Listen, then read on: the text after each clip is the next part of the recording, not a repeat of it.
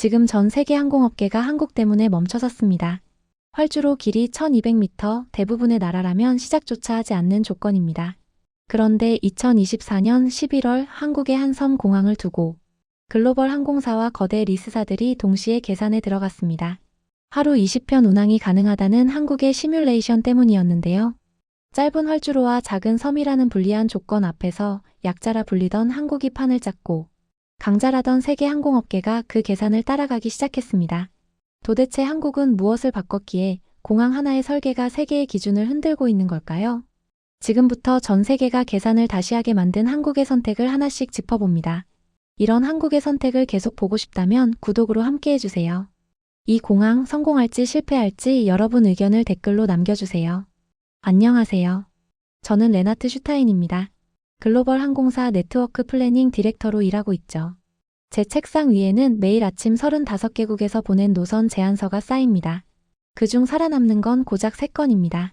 나머지는 숫자가 맞지 않아 제외되죠. 2024년 11월 12일 아침 저는 또 하나의 제안서를 열었습니다. 제목은 울릉도 공항 노선 시뮬레이션 제안이었어요.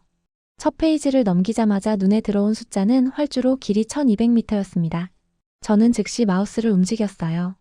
검토 목록에서 제외 버튼 위에 커서가 멈췄습니다.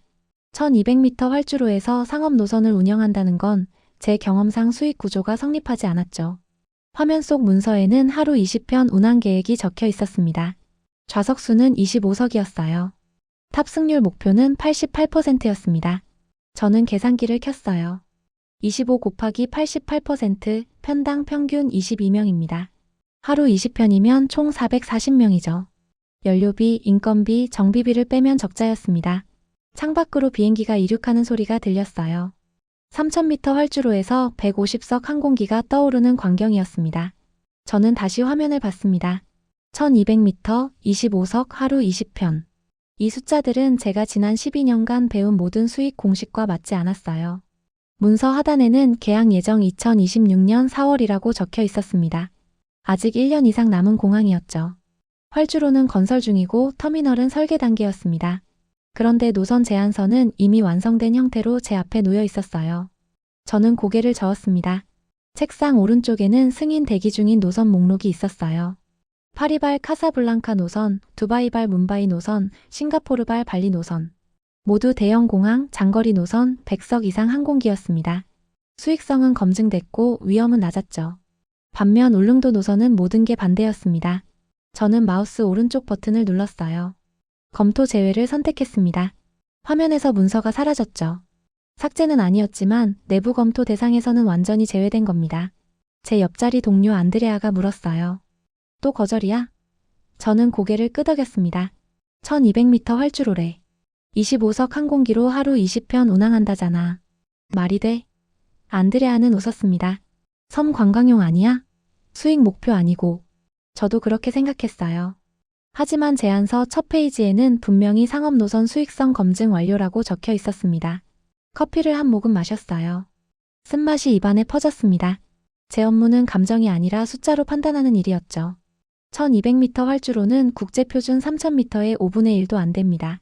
25석은 일반 단거리 항공기의 6분의 1이에요. 하루 20편은 대형 공항 1일 운항 편수와 비교조차 안 되는 규모였습니다. 화면 오른쪽 상단에 새 이메일 알림이 떴어요. 발신자는 한국도서공항 통합운영본부였습니다. 제목은 울릉공항 노선 운영 표준 사전 공유였죠. 저는 클릭하지 않았습니다. 표준은 공항이 완성된 후에 만들어지는 겁니다. 아직 뜨지도 않은 공항의 표준이라니 순서가 뒤바뀐 제안이었어요. 책상 서랍을 열었습니다. 그 안에는 지난 3년간 제가 승인한 노선 리스트가 있었어요. 총 112건이었습니다. 그중 활주로 2000m 미만 공항은 단 한 곳도 없었죠. 저는 서랍을 닫았습니다. 울릉도 노선은 제 기준에도 업계 관례에도 맞지 않았어요. 점심시간이 되자 동료들이 모여 앉았습니다. 누군가 물었어요. 오늘 아침에 뭐 재밌는 거 있었어? 저는 대답했습니다. 1200m 활주로에서 하루 20편 운항하겠다는 제안서. 다들 웃었어요. 농담이지? 진짜야. 그날 오후 저는 검토 제외 목록을 다시 열었습니다. 이유는 모르겠지만 자꾸 신경 쓰였어요. 문서 12페이지에는 정비 턴타임 15분, 탑승 완료 8분, 하루 최대 회전율 20회라는 숫자가 적혀 있었습니다. 저는 중얼거렸죠. 이 노선은 검토 대상이 아닙니다. 화면을 끄려는 순간 마지막 페이지가 눈에 들어왔어요. 확장 가능성 국내 12개 섬공항 동시 적용 가능이라는 문장이었습니다. 저는 멈췄어요. 하나의 노선이 아니라 12개의 네트워크라는 뜻이었죠. 하지만 곧 고개를 저었습니다. 1200m 활주로 하나도 수익이 안 나는데 12개를 묶는다고 달라질 리 없었어요. 2024년 11월 15일 제 이메일함에 이상한 패턴이 나타났습니다. 프랑크푸르트 본사, 싱가포르 지사, 시드니, 허브에서 동시에 같은 제목의 메일이 도착했어요. 울릉공항 노선 운영 데이터 요청이었습니다. 저는 첫 번째 메일을 열었죠. 발신자는 유럽 최대 항공사 노선 기획팀장이었습니다. 메일 본문에는 단 3가지 질문만 있었어요. 하루 평균 회전율은? 탑승률 목표치는? 정비 턴타임은? 저는 고개를 갸웃했습니다. 활주로 길이를 묻지 않았어요. 공항 규모도 터미널 시설도 묻지 않았습니다. 오직 운영 숫자만 물었죠. 두 번째 메일을 열었습니다. 아시아 최대 저비용항공사 CEO실에서 보낸 거였어요. 내용은 거의 같았습니다. 회전율, 탑승률, 정비 간격만 알려주세요. 세 번째 메일도 마찬가지였습니다. 호주 지역 항공사 전략팀이 보낸 거였는데 역시 같은 3가지만 물었어요. 저는 의자를 뒤로 젖혔습니다. 12년간 이 일을 하면서 처음 보는 상황이었어요. 보통은 활주로 길이, 터미널 규모, 기상 조건부터 묻습니다. 그런데 이번엔 아무도 그걸 묻지 않았죠. 마치 이미 답을 알고 있는 것처럼 보였습니다. 오후 2시 화상회의가 시작됐어요. 글로벌 항공기 리스사 아시아 전략 책임자 실바노 카르도소가 화면에 나타났습니다. 그는 인사도 없이 바로 질문했어요. 레나트, 울릉공항 노선 데이터 받았나? 저는 고개를 끄덕였습니다. 받긴 했는데 검토 제외했어요. 실바노의 표정이 굳었습니다. 왜? 1200m 활주로는 상업 노선으로 수익이 안 나요. 실바노는 웃었어요. 활주로 길이가 중요한 게 아니야. 회전율이 중요하지. 저는 반박했습니다. 회전율이 높아도 좌석이 25석이면 의미 없어요. 실바노가 화면을 공유했습니다. 엑셀 파일이 떴어요. 제목은 소형 고빈도 모델 수익 시뮬레이션이었습니다. 저는 숫자를 훑어봤죠. 좌석 25, 하루 16편, 탑승률 88%. 그런데 순이익 항목에 적힌 숫자가 이상했습니다. 플러스였어요. 이건 잘못된 계산 아니에요? 제가 물었습니다. 실바노는 고개를 저었어요. 정확해. 회전율이 높으면 기체당 수익이 대형기를 넘어. 저는 믿을 수 없었습니다. 연료비는요? 인건비는요? 정비 턴타임 15분이면 하루 인건비가 절반으로 줄어. 연료는 거리가 짧으니 문제없어. 회의가 끝난 후 저는 제 계산기를 다시 켰습니다. 실바노가 보낸 파일을 열었어요. 숫자를 하나씩 확인했습니다. 25석, 탑승률 88%, 편당 22명. 하루 16편이면 총 352명입니다. 요금은 편도 12만 원이었어요. 총 수입은 4,224만 원이었습니다. 연료비는 하루 1,500만 원, 인건비는 800만 원, 정비비는 500만 원. 합계 2,800만 원이죠. 차감하면 하루 순이익 1,424만 원입니다. 저는 멈췄어요. 숫자가 맞았습니다. 하지만 이건 이론상 계산일 뿐이었어요. 실제 운영에선 결항이 생기고 탑승률은 떨어지고 정비는 지연됩니다. 저는 파일을 닫았죠. 이건 현실이 아니야. 중얼거렸습니다. 그런데 마음 한구석이 불편했어요. 왜 다들 같은 숫자만 물을까? 다음 날 아침 또 메일이 왔습니다. 이번엔 중동 항공사였어요. 역시 같은 질문이었습니다. 회전율, 탑승률, 정비 간격. 저는 답장을 보내지 않았어요. 대신 검색창에 울릉공항 운영 표준을 쳤습니다. 검색 결과 첫 페이지에 한국 정부 공식 문서가 떴죠. 문서를 열자 제목이 보였습니다. 도서공항 통합 운영 표준 매뉴얼 사전 공개본. 저는 스크롤을 내렸어요. 62페이지짜리 문서였습니다. 정비 프로세스, 탑승 절차, 기상 대응 매뉴얼까지 전부 있었어요. 공항은 아직 완공도 안 됐는데 운영 매뉴얼은 이미 완성돼 있었습니다. 저는 동료 안드레아를 불렀어요. 이거 봐. 공항도 없는데 매뉴얼이 있어. 안드레아가 화면을 봤습니다. 이상하네. 보통은 개항 후에 만들잖아. 맞아. 그런데 이미 완성됐어. 안드레아는 고개를 저었어요. 한국 사람들은 항상 앞서가더라. 오후 4시 제 상사가 사무실로 들어왔습니다. 레나트, 울릉공항 건 다시 검토해. 저는 놀랐어요. 왜요? 수익성 없다고 보고했잖아요. 본사에서 재검토 지시 떨어졌어. 전 세계 지사가 동시에 관심 보이고 있대. 저는 할 말을 잃었습니다. 책상으로 돌아와 검토 제외 목록을 다시 열었어요. 울릉공항 파일이 보였습니다. 저는 파일을 더블 클릭했죠. 12페이지 문서가 다시 화면에 떴습니다. 이번엔 천천히 읽었어요. 회전율 20회, 탑승률 88%, 정비 턴타임 15분. 마지막 문장이 눈에 들어왔습니다. 본 시뮬레이션은 실제 운영 표준을 기반으로 작성됨. 저는 중얼거렸어요. 왜 다들 같은 숫자만 묻는 거죠? 답은 없었습니다. 하지만 한 가지는 확실했어요. 활주로 길이는 아무도 묻지 않았다는 겁니다. 2024년 11월 21일 저는 인천공항 근처 회의실에 앉아 있었습니다. 한국도서공항통합운영본부와의 첫 대면 미팅이었어요. 책상 건너편에는 한서윤이라는 이름표를 단 여성이 앉아 있었습니다. 전 공군 항공정비 장교 출신이라고 했죠. 저는 노트북을 열었습니다. 울릉공항 노선 시뮬레이션 실제로 가능한 숫자인가요? 제가 먼저 물었습니다. 한서윤은 고개를 끄덕였어요. 가능합니다. 이미 검증 끝났습니다. 저는 의심스러웠습니다. 공항도 없는데 어떻게 검증하죠? 한서윤이 파일 하나를 건넸어요. 운영 표준 문서입니다. 개항 전에 만들었습니다. 파일을 열자 128페이지짜리 문서가 나타났습니다. 목차만 해도 15개 항목이었어요. 정비 프로세스, 기상 대응 매뉴얼, 탑승 절차, 화물 처리 기준. 모든 게 분 단위로 정리돼 있었습니다. 저는 스크롤을 내렸죠. 이건 언제 만든 겁니까? 2023년 3월부터 시작했습니다. 저는 멈췄습니다. 공항 건설 시작 전부터 운영 표준을 만들었다는 뜻이었어요. 보통은 개항 후에 만들지 않나요? 한서윤은 고개를 저었습니다.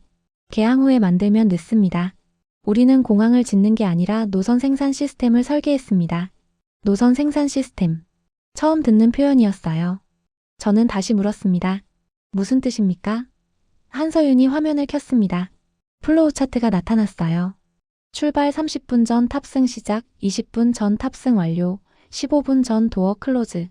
도착 후 5분 내 승객하기, 10분 내 청소 완료, 15분 내 다음 편 탑승 시작. 이게 회전율 20회를 만드는 프로세스입니다. 한서윤이 설명했어요. 저는 화면을 뚫어져라 봤습니다. 대형 공항에서도 이 정도 타이트한 스케줄은 본 적 없었어요. 실제로 지켜질까요? 지켜지도록 설계했습니다. 모든 변수를 사전에 제거했습니다. 한서윤이 다음 페이지를 넘겼습니다. 기상 조건별 운항 가능 시나리오가 나왔어요. 안개 가시거리 500m 이상, 풍속 초당 15m 이하, 강수량 시간당 20mm 이하. 각 조건마다 운항 가능 여부가 표시돼 있었습니다. 이건 실제 기상 데이터를 3년치 분석한 겁니다. 저는 숫자를 확인했습니다. 연간 운항 가능일 341일, 불가능일 24일. 운항 가능률 93%였어요. 이 정도면 상업 노선으로 충분합니다. 한서윤이 말했습니다. 저는 고개를 끄덕였죠. 하지만 여전히 의문이 남았습니다. 활주로가 1200m인데 안전성은요? 제가 물었습니다. 한서윤은 준비된 듯 답했어요. 사용 기종은 ATR42-600입니다. 필요 활주로 길이 1030m, 안전 여유 16% 확보됩니다. 저는 계산기를 켰습니다. 1030 곱하기 116%, 1195m.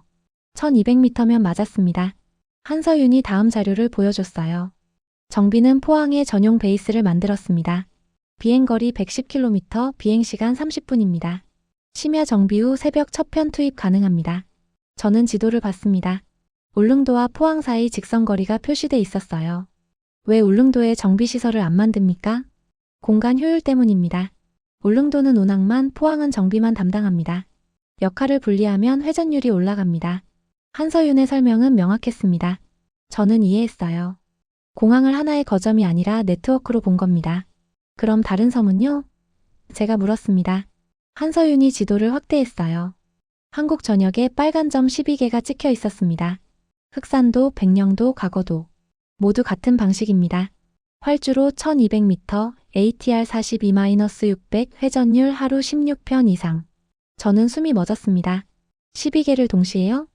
네. 하나의 표준으로 12개 노선을 동시 운영합니다. 기종도 같고 정비 방식도 같고 운영 매뉴얼도 같습니다. 한서윤이 말했어요. 저는 화면을 바라봤습니다. 이건 공항 건설이 아니었어요. 노선 생산 공장을 설계한 거였습니다. 언제부터 이렇게 생각하셨습니까? 제가 물었습니다. 한서윤은 잠시 생각하더니 답했어요. 공군에서 배웠습니다. 비행기는 날리는 게 아니라 돌리는 겁니다. 회전율이 전투력입니다. 저는 고개를 숙였습니다. 관점이 완전히 달랐어요. 회의가 끝나고 저는 밖으로 나왔습니다. 하늘을 올려다봤어요. 비행기 한 대가 지나갔습니다. 저는 중얼거렸죠. 당신들은 공항을 짓는 게 아니라 노선을 설계하고 있었군요. 한서윤의 말이 머릿속에 맴돌았습니다. 아직 공항은 없는데 규칙은 이미 완성됐다. 2024년 11월 25일 제 이메일함에 예상치 못한 제안서가 도착했습니다. 발신자는 글로벌 항공기 리스사 최대 기업 중 하나였어요. 제목은 한국도서노선 전용 특별 리스 조건 제안이었습니다. 저는 파일을 열었죠. 첫 페이지에 적힌 숫자가 눈에 들어왔습니다. 리스 기간 12년, 금리 연 3.2%, 성금 0원. 저는 계산기를 켰어요. 업계 평균 금리는 5.8%였습니다. 성금은 보통 총액의 10%를 요구하죠. 그런데 이 조건은 금리가 절반도 안 됐고 성금도 없었습니다. 너무 좋은 조건이었어요. 오히려 이상했습니다. 두 번째 페이지를 넘겼습니다. 조건이 나왔어요. 리스 기간 중 타 리스사 계약 금지, 기종 변경 불가, 노선 확대 시 사전 승인 필수. 저는 멈췄습니다. 이건 지원이 아니었어요. 통제였습니다. 12년 동안 항공사를 묶어두는 족쇄였죠. 오후 3시 실바노 카르도소에게서 화상회의 요청이 왔습니다. 저는 수락했어요. 화면에 실바노가 나타났습니다. 레나트 제안서 봤지? 네, 봤습니다. 어때? 좋은 조건이지? 저는 잠시 망설였습니다. 너무 좋아서 의심스럽습니다. 실바노가 웃었어요. 의심할 필요 없어. 우리는 한국 시장에 투자하고 싶을 뿐이야. 저는 반박했습니다. 투자라면 왜 타리스사 계약을 금지합니까? 실바노의 표정이 굳었습니다. 그건 리스크 관리야. 12년은 긴 기간이니까. 리스크 관리가 아니라 시장 봉쇄 아닙니까? 제가 물었습니다. 실바노는 대답하지 않았어요. 대신 화면을 공유했습니다. 엑셀 파일이 떴죠. 이걸 봐. 이 조건이면 한국 항공사들은 10년 안에 채무 부담 0으로 만들 수 있어. 저는 숫자를 확인했습니다. 기체당 월 리스료 8천만 원, 12년 총액 115억 원. 시장 평균은 160억 원이었어요. 45억 원 차이였습니다. 이익이 나는 건 맞습니다. 하지만 12년 동안 선택권이 없어지는 겁니다. 실바노가 말했어요. 선택권보다 안정성이 중요하지 않아? 저는 고개를 저었습니다. 안정성은 의존성과 다릅니다. 이 계약은 의존성을 만듭니다. 실바노는 한숨을 쉬었어요. 레나트, 너무 깊이 생각하지 마. 이건 비즈니스야. 회의가 끝난 후 저는 한서윤에게 전화했습니다.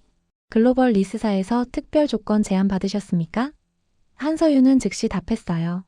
받았습니다. 거절했습니다. 왜요? 조건이 좋잖아요. 조건이 좋으면 의심해야 합니다. 그들은 우리를 돕는 게 아니라 묶으려는 겁니다. 저는 한서윤의 판단이 옳다고 생각했습니다. 그럼 어떻게 하실 겁니까? 국내 리스 방식으로 갑니다. 기간 5년, 금리 4.5%, 성금 5%. 짧게 계약하고 자주 재협상합니다. 저는 계산했어요. 총 비용은 글로벌 리스사보다 높았지만 유연성은 확보됐습니다. 비용이 더 드는데 괜찮습니까? 제가 물었습니다. 한서윤은 단호했어요. 비용보다 자율성이 중요합니다. 12년 묶이면 시장 변화에 대응 못합니다. 5년이면 기종 교체도 노선 확대도 가능합니다. 저는 고개를 끄덕였습니다. 다음날 아침 업계 뉴스레터에 기사가 떴습니다. 글로벌 리스사 아시아 소형 항공기 시장 공략 본격화. 내용을 읽었어요. 여러 국가 항공사들이 장기 저금리 리스 계약을 체결했다고 나왔습니다. 모두 12년 계약이었죠. 저는 항공만 빠진 걸 확인했습니다. 오전 10시 본사 CFO에게서 전화가 왔습니다. 레나트, 한국도서 노선 리스건 왜 안 넘어가? 조건 검토 중입니다. 뭘 검토해? 금리 3.2%야. 당장 계약해. 저는 심호흡했습니다. 장기 계약 리스크가 있습니다. 리스크? 오히려 안정적이잖아. CFO가 말했습니다. 저는 반박했어요. 12년 동안 기종 변경이 불가능합니다. 시장이 바뀌면 대응 못합니다. 시장은 안 바뀌어. 섬은 그대로고 노선도 그대로야. 저는 할 말을 잃었습니다. 전화를 끊고 저는 창밖을 봤습니다. 비행기들이 이착륙하고 있었어요. 12년 전 이 공항엔 지금 기종의 절반도 없었습니다. 12년 후엔 또 어떻게 바뀔까요? 아무도 모릅니다. 그런데 지금 12년을 확정하라는 압박을 받고 있었어요. 오후 2시 한서윤에게서 이메일이 왔습니다. 제목은 글로벌 리스 봉쇄 대응 전략이었어요. 파일을 열었습니다. 첫 문장이 강렬했습니다. 너무 싼 조건은 선택이 아니라 통제다. 저는 계속 읽었죠. 글로벌 리스사는 한국 모델 확산을 막으려 한다. 12년 계약으로 항공사를 묶고 타리스사 접근을 차단하고 기종 변경을 불가능하게 만든다. 결과적으로 한국형 고빈도 모델이 다른 나라로 퍼지는 걸 봉쇄한다. 저는 화면을 뚫어져라 봤습니다. 한서윤의 분석은 정확했어요. 이건 한국만의 문제가 아니었습니다. 전 세계 소형공항 시장의 표준을 누가 만드느냐의 싸움이었죠. 글로벌 리스사는 기존 방식을 지키려 했고 한국은 새로운 방식을 만들려 했습니다. 저는 답장을 썼습니다. 이건 지원이 아니라 족쇄입니다. 본사를 설득하겠습니다. 전송 버튼을 눌렀어요. 화면에 메시지가 떴습니다. 전송 완료. 저는 의자에 기댔습니다. 싸움이 시작됐다는 걸 알았어요. 2024년 12월 3일 저는 서울 강남의 한 시뮬레이션 센터에 있었습니다. 한서윤이 초대한 곳이었어요. 울릉공항 개항을 가정한 운항 시뮬레이션을 보여드리겠습니다. 그가 말했습니다. 저는 고개를 끄덕였죠. 공항은 아직 완공도 안 됐는데 시뮬레이션은 이미 준비돼 있었습니다. 대형 스크린이 켜졌어요. 울릉도 지형이 3차원으로 나타났습니다. 1200m 활주로가 보였어요. 한서윤이 키보드를 쳤습니다. 2026년 4월 개항을 전제로 1년치 운항 스케줄을 돌려봤습니다. 화면의 날짜가 바뀌기 시작했어요. 4월 1일부터 12월 31일까지였습니다. 조건은 다음과 같습니다. 한서윤이 설명했어요. 하루 16편 운항, 좌석 25석, 탑승률 목표 88%. 기상 데이터는 과거 5년 평균치를 적용했습니다. 저는 메모했습니다. 이건 단순 예측이 아니라 실제 데이터 기반 시뮬레이션이었어요. 화면이 움직이기 시작했습니다. 4월 첫째 주 16편 모두 정상 운항. 둘째 주 안개로 2편 결항. 셋째 주 강풍으로 3편 지연. 넷째 주 정상 운항. 숫자들이 실시간으로 누적됐어요. 저는 화면을 뚫어져라 봤습니다. 결항률이 생각보다 낮았어요. 5월로 넘어갑니다. 한서윤이 말했습니다. 화면 속 날짜가 5월 1일로 바뀌었어요. 첫째 주 정상, 둘째 주 강수로 1편 결항, 셋째 주 정상, 넷째 주 정상. 저는 계산기를 켰습니다. 5월 총 운항 480편, 결항 1편. 결항률 0.2%였습니다. 왜 이렇게 낮습니까? 제가 물었습니다. 한서윤은 다음 화면을 보여줬어요. 기상 조건별 운항 가능 시나리오를 사전에 설계했습니다.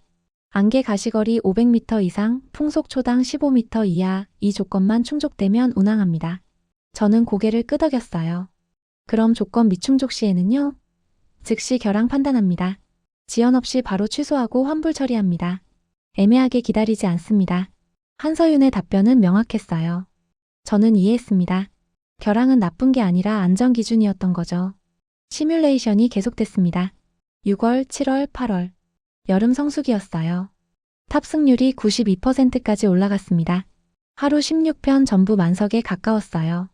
저는 숫자를 확인했습니다.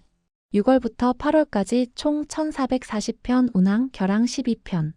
결항률 0.8%였습니다. 9월로 갑니다. 한서윤이 말했어요. 태풍 시즌이었습니다. 저는 긴장했어요. 화면 속 9월 둘째 주에 빨간색 경고가 떴습니다.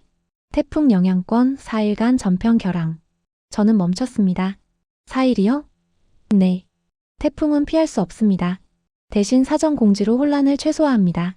9월 총 결항은 32편이었습니다. 전체의 6.7%였어요. 저는 계산했습니다. 업계 평균 태풍 시즌 결항률은 12%였습니다. 울릉공항은 그보다 낮았어요.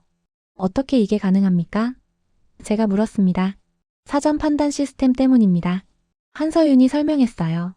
기상청 데이터를 24시간 전에 받아서 12시간 전에 운항 여부를 확정합니다. 승객들은 최소 10시간 전에 통보받습니다. 공항 와서 기다리는 일이 없습니다.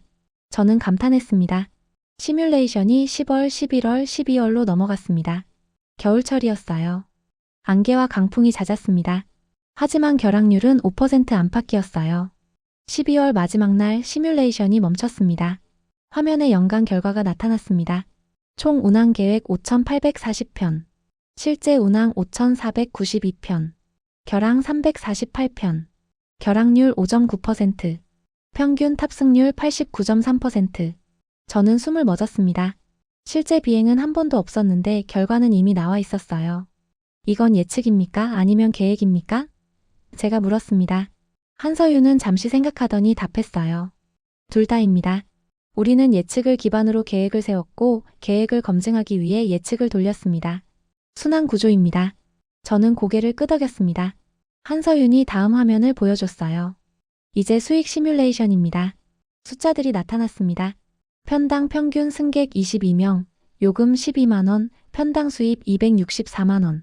하루 16편이면 4,224만원이었어요. 비용 항목이 나왔습니다. 연료비 하루 1,500만원, 인건비 800만원, 정비비 500만원, 공항 이용료 300만원. 합계 3,100만원이었어요. 차감하면 하루 순이익 1,124만원입니다. 연간으로 환산하면 410억 원이었습니다. 저는 계산을 다시 했습니다. 틀림없었어요. 이 숫자가 맞습니까? 한서윤은 고개를 끄덕였습니다. 결항을 반영한 실제 운항 편수 기준입니다. 5,492편 곱하기 편당 순이익 20만원, 연간 약 400억입니다. 저는 말을 잃었어요. 기체 한 대로요? 네. 한 대로 400억입니다. 12개 섬에 각각 한 대씩 투입하면 연간 4,800억 원입니다. 한서윤이 말했습니다. 저는 화면을 바라봤어요. 대형 항공사 장거리 노선 한 개의 연수익이 500억에서 700억이었습니다. 소형 고빈도 모델이 그걸 따라잡은 겁니다. 실제 비행은 없었지만 결항은 이미 제거돼 있었군요. 제가 중얼거렸습니다. 한서윤은 미소 지었어요. 제거가 아니라 계산입니다. 결항도 변수가 아니라 상수로 만들었습니다. 저는 고개를 숙였습니다. 회의실을 나오면서 저는 하늘을 봤습니다. 비행기가 지나갔어요. 저는 생각했습니다. 아직 뜨지 않았는데 이미 실패가 사라져 있군요. 한서윤의 말이 떠올랐습니다. 예측이 아니라 설계입니다. 저는 그 의미를 이제야 완전히 이해했습니다. 2024년 12월 11일 저는 제 사무실에서 최종 보고서를 작성하고 있었습니다. 울릉공항 노선 검토 결과였어요. 한 달 전만 해도 거절할 생각이었습니다. 하지만 지금은 달랐어요. 숫자들이 제 앞에서 하나씩 맞아떨어지고 있었습니다. 화면에는 엑셀 파일이 열려 있었어요.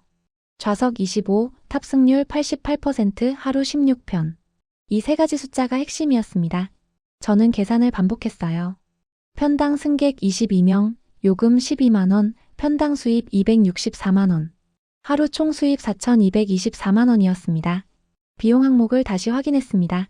연료비 1,500만원, 인건비 800만원, 정비비 500만원, 공항 이용료 300만원. 총 3,100만원이었어요. 차감하면 하루 순이익 1,124만원입니다. 연간 400억 원이죠.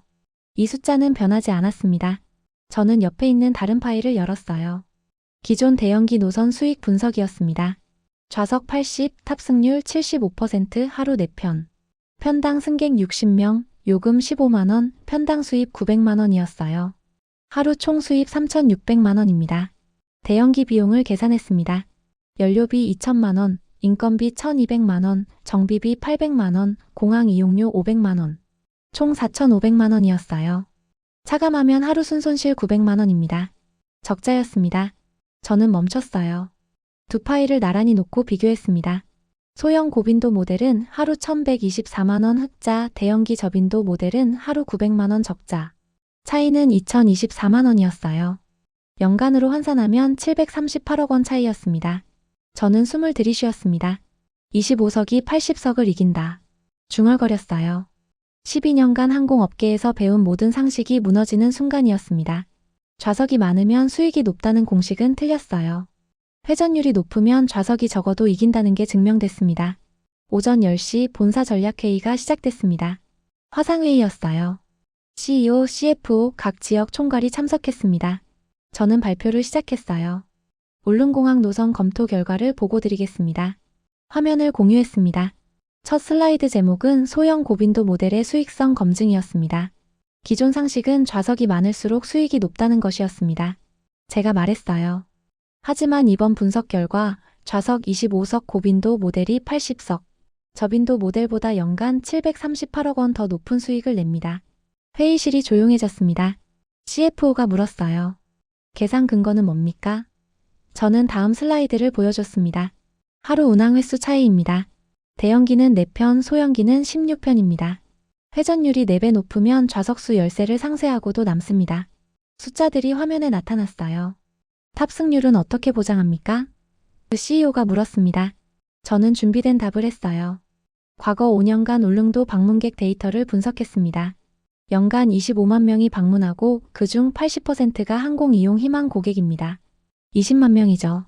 하루 평균 548명입니다. 소형기 16편이면 하루 수송 가능 인원은 400명입니다.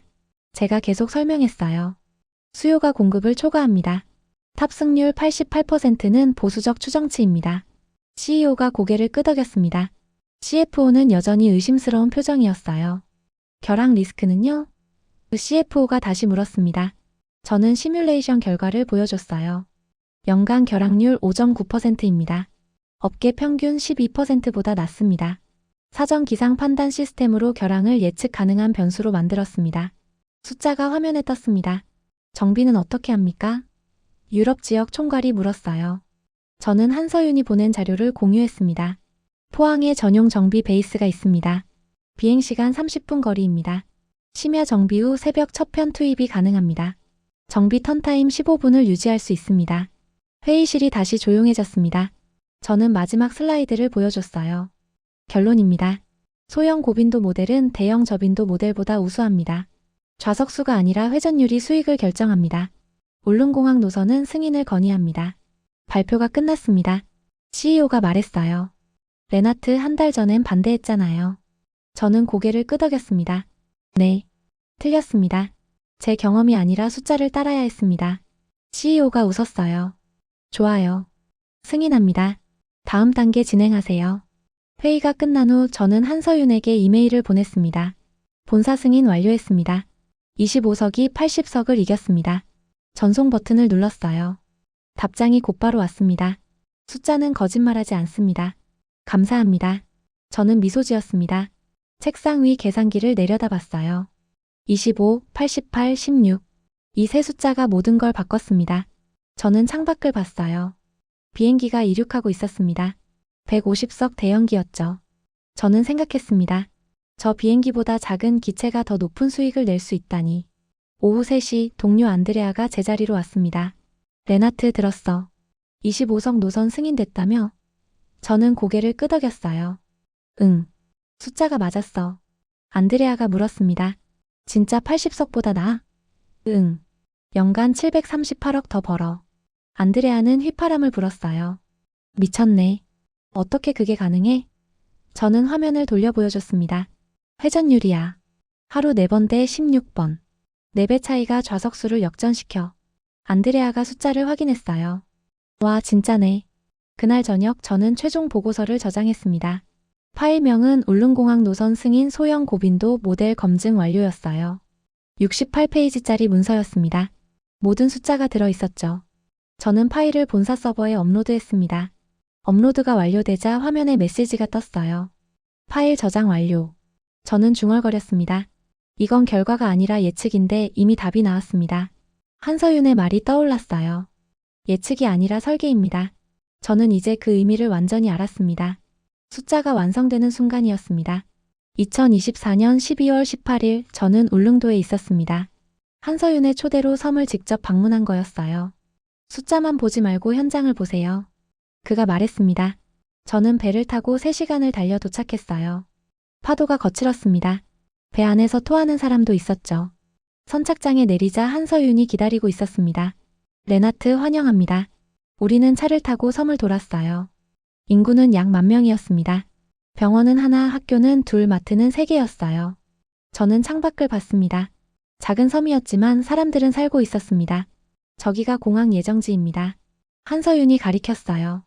평평한 땅이 보였습니다. 1200m 활주로가 들어설 자리였어요. 중장비들이 움직이고 있었습니다. 2026년 4월 개항 목표로 공사 중입니다. 저는 고개를 끄덕였습니다. 차는 한 건물 앞에 멈췄습니다. 주민회관입니다. 오늘 주민 설명회가 있어요. 한서윤이 말했어요. 우리는 안으로 들어갔습니다. 약 50명의 주민이 앉아 있었어요. 나이 든 분들이 많았습니다. 한서윤이 저를 소개했습니다. 글로벌 항공사 노선 전략 총괄입니다. 한 노인이 손을 들었습니다. 공항이 생기면 우리 삶이 어떻게 바뀝니까? 한서윤이 프로젝터를 켰어요. 화면에 표가 나타났습니다. 현재 BS 공항 개항 후 비교라는 제목이었습니다. 저는 화면을 봤어요. 현재 육지까지 배로 3시간 걸립니다. 한서윤이 설명했어요. 공항 개항 후에는 비행기로 30분입니다. 시간이 6분의 1로 줄어듭니다. 주민들이 웅성거렸습니다. 한 여성이 물었어요. 요금은 얼마죠? 편도 12만 원입니다. 배는 8만 원이니까 4만 원 차이입니다. 4만 원 더 내고 2시간 30분을 절약할 수 있습니다. 한서윤이 계속했습니다. 하루 16편 운항하니까 선택지도 많아집니다. 아침 6시부터 저녁 9시까지 매시간 운항합니다. 저는 메모했어요. 시간 절약이 단순히 편리함이 아니라 삶의 질 변화였습니다. 한 중년 남성이 일어났습니다. 저는 암 환자입니다. 2개월에 한 번 포항 병원 가야 해요. 배 타고 가면 왕복 7시간입니다. 하루가 다 갑니다. 그의 목소리가 떨렸어요.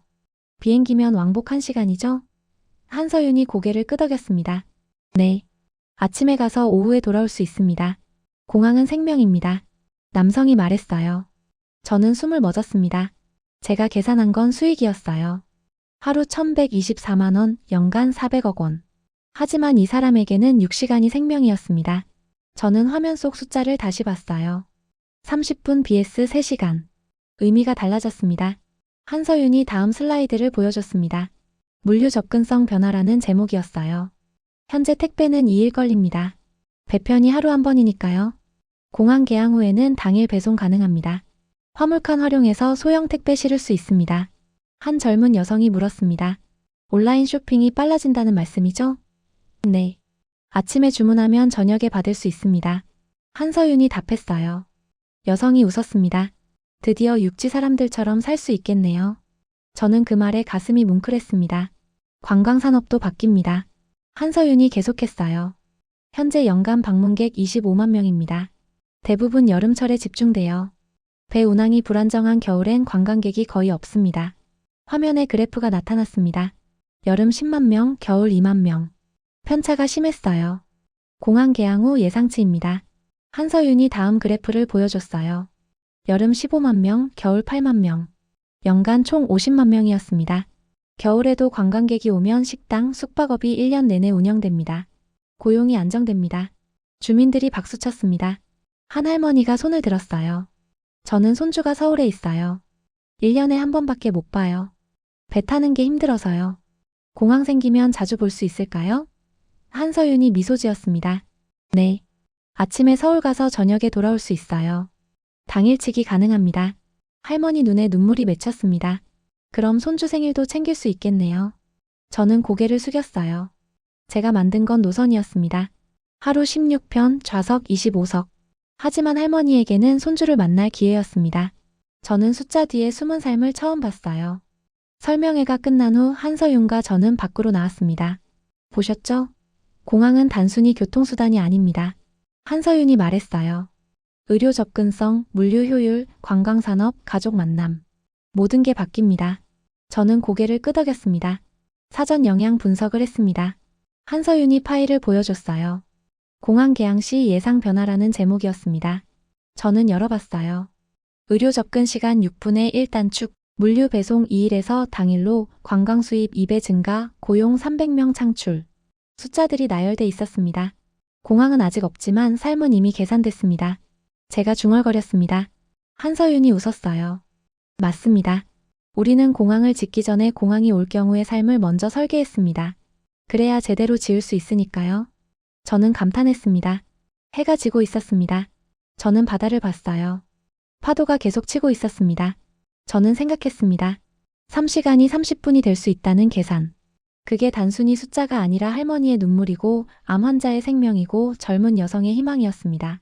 저는 처음으로 제1의 의미를 이해했어요. 한서윤이 말했습니다. 레나트, 숫자는 중요합니다. 하지만 숫자 뒤의 삶이 더 중요합니다. 저는 고개를 끄덕였어요. 알겠습니다. 공항은 아직 없지만 삶은 이미 계산됐군요. 한서윤이 미소 지었습니다. 그게 우리가 하는 일입니다. 2025년 1월 15일 저는 제네바 국제항공회의에 참석했습니다. 세계 80개국 항공 관계자 1,500명이 모인 자리였어요. 저는 발표자로 초청받았습니다. 주제는 한국형 섬노선 운영 표준이었죠. 무대에 오르자 조명이 눈부셨습니다. 안녕하십니까? 레나트 슈타인입니다. 저는 시작했어요. 오늘 여러분께 특별한 사례를 소개하겠습니다. 아직 뜨지 않은 공항이 어떻게 세계 시장을 바꾸고 있는지 말입니다. 객석이 조용해졌습니다. 저는 첫 슬라이드를 띄웠어요. 울릉공항 조감도였습니다.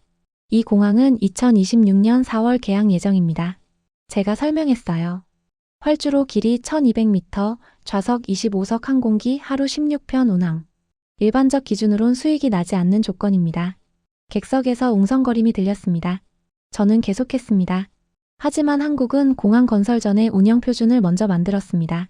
다음 슬라이드가 나타났어요. 개항 전 운영 표준 모델이라는 제목이었습니다.